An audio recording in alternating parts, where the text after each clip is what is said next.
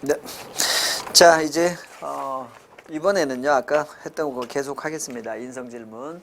자, 상사가 부당한 지시를 내린다면 어떻게 하시겠습니까? 이런 질문이 있죠. 자, 우리가 이제 상사가 갑질하면 어떻게 하시겠습니까? 이런 질문하고 똑같아요. 자, 우리가 이제 가장 많이 받는 게 상사가 부당한 지시를 하면 어떻게 하겠습니까? 이런 질문을 꼭 해요. 그죠? 이런 질문하면 여러분 어떻게 하겠습니까? 상사가 부당한 지시를 내린다. 어떻게 하겠습니까? 여러분? 자, 이 친구는 보시면 하나의 조직체 이론이라면 우선은 경험이 많으신 상사 지시에 따른 것이 맞다고 생각합니다. 예를 들어 업무 시간에 커피 심부름이나 자 여러분 답변하기 곤란하면 얼른 뭐라고요? 예를 들으십시오. 사례를 들으면 답변이 아주 편해집니다. 그래서 상사가 부당한 지시를 내리면 어떻게 하겠어요? 이렇게 했을 때 자 상사는 경험이 많으시고 또 풍부하시기 또 지식이 많으신 분이 경험이 많으신 분이니까 당연히 우리가 따르는 것이 맞는데 자 예를 들어서 업무 시간에 뭐 커피 심부름을 시킨다거나 복사를 시킨다 하면 내가 하는 일을 빨리 끝내놓고 기꺼이 도와드리도록 하겠습니다. 그죠? 뭐 잘못 있습니까? 아니 내가 뭐 과장님 시키는 일을 도와드리는데 잘못 없잖아요. 그죠? 꼰대 과장님이 얼마든지 좋아할 수 있는 일이다 이런 얘기죠. 그죠? 다만 여기까지 하고 가만히 있으라는 거죠. 자 여기까지 하고 굳이 뭐 그것이 부당하다 이런 얘기 하지 마시고요. 일단 여기까지 하고 있으면 자 추가 질문을 하고 싶으면 하시겠죠. 이렇게 만약에 상사가 법률상 허가 금지 사항임에도 불구하고 자기 친구라는 이유로 허가할 걸 지시하면 어떡하겠습니까? 이런 질문을 하시면 이제 그 다음에 얘기를 해주면 되는 겁니다. 자 허가가 금지 사항인데 자기 친구라는 이유로 허가할 것을 요구하면 여러분은 어떻게 하시겠습니까? 그런 얘기죠. 여러분 결론은 뭐겠습니까? 결론은 뻔해. 안 됩니다. 이거죠. 근데 여러분 자 법률에서 금지사항이기 때문에 이건 안 된다고 과감히 말씀드리겠습니다. 절대 안 된다고 말씀드리겠습니다. 답변은 똑같은데 여러분 안 되는 거지만 자 여러분에게 부탁한 그 상관이 기분 나쁘지 않게 어떻게 그걸 잘 전달하느냐가 중요하다는 거죠. 아시겠습니까?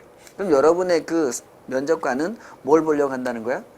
그게 안 되는 건 분명한데 어떻게 안 되는 걸 상대방 기분 나쁘지 않게 잘 표현하느냐 그걸 보려고 물어본 것이지 안 된다는 걸 우리가 보려고 물어본 건 아니라는 거예요. 여러분. 그러니까 옳고 그런 걸 내가 물어보고자 한 게 아니라는 거예요. 지금 이 문제는 아시겠습니까? 여러분이 어떻게 행동하냐를 보는 거라는 거죠. 어떻게 안 된다는 걸 잘 전달하는 걸 보려고 물어본 거라는 거죠. 아시겠습니까? 그래서 자 이 친구를 보시면 일단 경험이 풍부하신 상사님께서 왜 그런 지시를 하셨는지 역지사지하여 상사님의 입장에서 한번 생각해 보겠습니다. 그리고 관련 규정도 다시 한번 확인한 후에 그것이 불법이라면 조용한 곳에서 조심스럽게 말씀드리겠습니다. 그렇잖아요. 그죠? 상관인데 아무데나 뭐 안됩니다 이렇게 하기 뭐하니까 조용한 곳에서 조심스럽게 말씀드려 보겠습니다. 이 소리가 뭐겠습니까? 한번 설득해 보겠습니다. 이 소리죠. 근데 우리가 상관을 설득한다는 말이 안 되잖아. 그러니까 뭐라고요? 조심스럽게 말씀드려 보도록 하겠습니다. 이런 얘기죠. 자 그리고 저희 공무원들은 법규를 준수해야 될 준수해서 업무를 수행할 의무가 있는 것으로 알고 있습니다. 따라서 해당 사안은 허가가 불가함을 말씀드리고 상사님의 양해를 부탁드릴 것 같습니다. 아셨죠? 이렇게 우리가 얘기해 주면 되겠죠. 그죠? 상당히 얘기를 잘 한 것 같습니다. 근데 그래도 막무가내로 허가를 해주라고 하면 어떡하나? 이렇게 해서 3차 질문이 들어오면 어떡할까는 얘기죠. 이렇게 3차 질문이 들어오면 그때 저는 뭐 상사와 동료와 상의하고 상관에게 보고하고 그리고 뭐 이렇게 해서 얘기하는 친구도 있고요. 또는 뭐 고발하도록 하겠습니다. 뭐 이렇게 얘기하는 친구도 있는데 여러분 자 우리 깨끗한 공무원 입에서 뭐 고발이나 지저분한 말이 나와서는 안 됩니다. 아셨죠? 공무원은 험한 말을 써서 안 되고요. 항상 정갈해야 되는 겁니다. 그래서 자 여기 보십시오. 저는 다시 한번 간곡히 설득을 해보도록 노력하겠습니다. 그래도 안 된다면 사무실 내에 이런 경우를 대비한 규정과 절차가 있다면 그 규정과 절차에 따르도록 하겠습니다. 여기 보십시오. 자, 이런 경우를 대비한 절차와 규정이 있다면 아셨어요? 자, 규정과 절차가 있다면 그 규정과 절차에 따르도록 하겠습니다. 그 규정에 보고하라고 돼 있으면 보고하고 그 규정에 고발하라고 돼 있으면 고발하겠다 이런 얘기인 거죠. 아시겠습니까? 굳이 우리가 고발이라는 용어를 쓰지 않아도 이 규정과 절차에 따르도록 하겠습니다에 다 내포되어 있는 말이라고 보시면 돼. 아시겠습니까? 자, 내용을, 언어를 순화해서 사용하라 이런 말입니다. 아시겠습니까? 자, 됐죠? 이렇게 우리가 하시면 됐고요. 자, 이번에는 자, 상사와 의견 충돌이 있으면 어떻게 하겠습니까? 상사와 의견 충돌이 있을 때. 여러분, 상사와 의견 충돌이 있겠습니까? 없죠. 상사와 의견 충돌이라는 것은 둘 중에 하나입니다. 첫째, 업무상 의견 충돌이 있을 수 있겠죠. 예를 들면, 자, 새로운 해석의 차이 같은 게 있을 수가 있어요. 그죠? 예를 들어서, 뭐 나는 이렇게 해석하는데, 왜냐하면 세무공무는 재량권이라는 게 있기 때문에, 자, 해석을 이렇게 할 수도 있고 저렇게 할 수도 있어요. 그죠? 근데 나는 이렇게 해석하고 싶은데, 상관에 자꾸 이렇게 해석하라 그래. 그래서 업무상 해석의 차이가 있을 수 있어요. 그죠? 두 번째는요, 충돌이 뭐겠습니까? 부당한 지시가 있을 때입니다. 아시겠습니까? 그것도 뭐야? 충돌이야. 의견 충돌이야. 아시겠습니까? 아니, 허가내주지 말라는데 자꾸 허가내주면 안 되는데 자꾸 허가내주라 그래. 이건 뭐야? 너는 못 내주겠다고 해. 이게 뭐야? 의견 충돌이죠. 아시겠습니까? 자, 그럼 만약에 허가내주면 안 되는데 허가내주라 한다? 그럼 뭐가 되겠어? 그건 부당한 지시로 연결하면 되는 것이고요. 만약에 그런 게 아니래, 업무와 관련한 의견 충돌이다. 예를 들어서, 그죠? 그런 거라면 한번 보십시오. 자, 우선 저보다 업무 경험과 관련 지식에 풍부한 상사의 의견이 존중돼야 한다고 생각합니다. 이건 바닥에 먼저 깔으셔야 됩니다. 바닥에 먼저 깔아 놓으시고, 그리고 차후에 상사의 의견에 계속 의문점이 들 경우 제 자신이 먼저 업무 숙지를 확실하게 다시 한 후에 상사의 의견이 업무상 착오로 인한 것이 아닌지 판단해 보도록 하겠습니다. 상당히 답변을 잘했죠. 그죠? 그래서 자, 상사와 의견 충돌했을 때 어떻게 하시겠습니까? 그러면 일단 먼저 당연히 상사가 경험이 풍부하시니까 당연히 상사 의견이 존중되는 게 맞지만 내가 또 생각해보고 또 생각해봐도 혹시나 상사님께서 착오가 있는 것이 아닌지는 제가 다시 한번 생각을 해보도록 하겠습니다. 여기까지만 얘기가 가만히 있으라는 거죠. 뭐 제가 이 협의에서 상호 간에 협상을 이런 얘기 하지 말라는 거죠. 그죠? 제가 다시 한번 더 생각해 보도록 하겠습니다. 여기까지 하고 가만히 있으십시오. 아시겠습니까? 굳이 더 의견을 물으면 그 다음에 더 얘기해 줘도 되겠죠. 아시겠습니까? 그러니까 여러분은 빨리 나의 생각을 말하지 말라고요. 내 생각은 천천히 뒤로 미시로. 이게 누구다? 공무원이. 여러분 주변에서 보세요. 공무원이 뭔 일 있을 때 빨리 나타나서 문제 해결하고 뛰어다니는 거 봤습니까? 아니야. 공무원 되고 나면 뭐라고요? 항상 중립을 지키고 항상 여러 사람을 입장을 생각해야 되기 때문에 나서지 않는 거야. 그런 문화에 젖어 있기 때문에 그럴 수밖에 없다는 거죠. 아시겠습니까? 그게 잘못된 것이 아니라 그럴 수밖에 없다는 거죠. 왜? 여러 사람의 입장을 고려하다 보면 함부로 행동을 할 수가 없다는 거죠. 그게 공무원의 마음 자세라는 거죠. 그리고 공무원의 행동 양식으로 굳어질 수밖에 없다는 겁니다. 아시겠습니까? 무슨 말인지 아시겠습니까? 그럼 면접에서 오랫동안 그런 생활을 해온 사람들이 면접관이다라고 한다면 당연히 어떤 사람한테 후한 점수를 줄 수밖에 없겠어? 그런 것을 처음부터 행동하는 사람한테 점수가 갈 수밖에 없는 거겠죠. 아시겠죠? 자기의 생각을 함부로 표출하는 건 공무원으로서는 안 된다는 건 꼭 주의하시라는 겁니다. 자, 그 다음에 거절하기 어려운 청탁이 온다. 어떻게 하시겠습니까? 이것도 마찬가지예요. 아주 기본적인 질문인데요. 별의별 잘분을 많이 합니다. 그죠? 바늘도둑이 그런 것도 하죠. 그죠? 자, 고객이, 납세자가 와서 뭡니까? 바카스 한 박스, 조그만 바카스 한 병 주고 갔다. 어떻게 하시겠습니까? 이런 질문하면 저는 바늘도둑이 소도둑 된다고 생각합니다. 그래서 절대 받아서는 아니 된다고 생각합니다. 이런 얘기도 하고, 그죠? 막 이렇게 얘기하는데요. 자, 여러분. 거절하기 어려운 청탁이 오면 어떻게 하시겠습니까? 이런 질문이 들어오면 가장 흔한 질문이지만 결론은 똑같다는 거죠. 청탁은 받아서는 아니 된다. 결론은 똑같아요. 그죠? 아까 말했죠. 결론은 똑같은데 이걸 어떻게 상대방이 기분 나쁘지 않게 할 것이냐, 이게 문제라는 거죠. 아시겠습니까? 거기에 항상 신경 쓰시라고요. 뭐라고요? 우리 과장님이 자, 아주 거절하기 어렵게 나한테 청탁을 했다. 어떻게 할 것이냐? 그럼 나는 어떻게 하겠습니까? 당연히 과장님 안 됩니다. 이렇게 답변할 것이 아니라 과장님, 제가 과장님을 정말 도와드리고 싶은 말 굴뚝 같은 거 아시죠? 그렇지만 제가 도와드리지 못하는 이 마음 과장님 이해하실 수 있죠? 어떻게든 과장님을 풀어주면서 내가 잘 거절할 수 있는지를 내가 표현해 줄 수 있어야 된다는 거죠. 그걸 면접에서 보여줘야 된다는 거죠. 자, 여기 한번 보겠습니다.